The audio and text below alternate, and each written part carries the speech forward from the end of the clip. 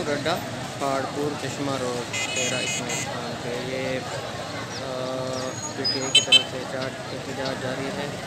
और अभी इन्होंने शुरू किया है, 5 मिनट भी नहीं हुए और तकरीबन रोड बंद हो चुके हैं।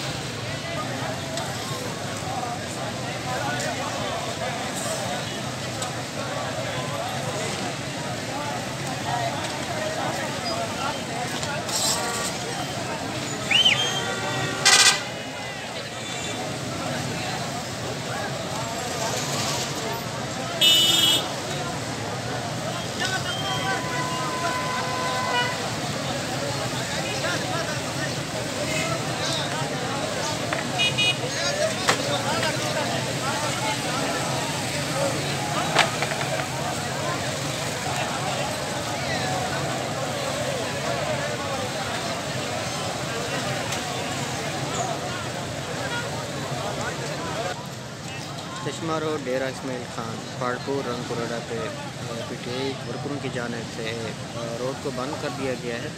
और ये जिस तरह पूरे मुल्क के अंदर एहतजाजी मुजाहरे जारी हैं, इमरान खान को जो फैसला आया है इलेक्शन कमीशन की जानिब से नाअहल करार दिया जाने का, उसके हवाले से पूरे मुल्क की तरह यहाँ पे भी रोड को बंद कर दिया गया है।